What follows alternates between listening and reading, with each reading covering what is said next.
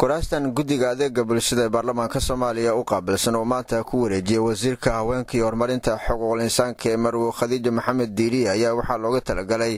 laba iskuul oo ay wax ka bartaan caruur agoon iyo kuwa curyaamin oo ku kala yaala gudaha magaalada Muqdisho waxaana kuraastan tiradooda gaaraysay ilaa 130 kursi. Xogayaha guddiga adeega bulshada baarlamaanka Soomaaliya Xildhibaan Cabdullaahi Abshir oo ay weheliyaan qaar ka mid ah xildhibaanada baarlamaanka Soomaaliya guddiga adeega bulshada ku jira ayaa waxa uu sheegay in markii guddiga uu u kurgalay baahida ka jirta labadani iskuul ay garteen in kuraastan la gaarsiiyo. Markaan soo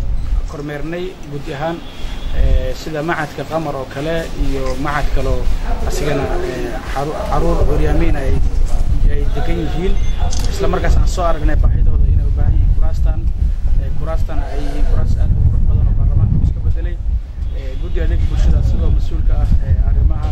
waxbarashada iyo caafimaadka iyo dhammaan iskuulada maxaan ku raahdaa dhammaantood markaan soo booqanay waxaan aragnay baahida inay jirto maantana maalin weyn oo tahay inaan kuraastaas maanta aan rabno aan u qaybino labadaas macahad.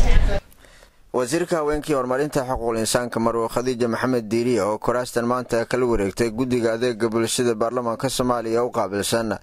ayaa waxa ay sheegtay in wasaaraddeeda ay qayb weyn ka qaadatay. wasiirka haweenka iyo horumarinta xuquuqul insaanka ee Marwo Khadiija Maxamed Diiri oo kuraastan maanta kala wareegtay guddiga adeega bulshada baarlamaanka Soomaaliya u qaabilsan ayaa warbaahinta qaranka Soomaaliyeed u sheegtay in wasaaraddeeda qayb weyn ay ka qaadatay sidii kuraastan loo gaarsiin lahaa labadan goobood oo ay wax ka bartaan caruur tabaalaysan oo Soomaaliyeed. joog aan u wadanahay sidii duruuf kasta sida ay tahay loo maareeyo looga qaban lahaa marka wasaaradda imid waxa wasaaradda hoos yimaada macad lagu magacaabay marxumadeena wasiiradii qamar aadan cali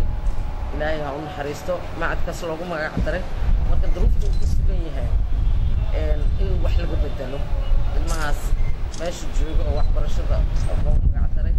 in bisaha horaan u sheegay in la sameeyo laakiin meeshii in lagu maamuusay magacaas ay noqoto magac annaga nagu weyn oo aan lagu xasuusto inuu u ekaato oo macadku u ekaado awalan wasaaradda waxaa markaa rabnaa inaan rabto dhulka ka kicino ilmaha dhulka fadhiya golaha iyo guddiyada mas-uuliyiinta golaha shacabkana waxaan uga mahad celinaynaa inay naga aqbaleen codsigii wasaaradda duruuf kale oo jira oo ilmo kale oo agoona macadkaas taleex ku yaalla ayagana loogu talagalayna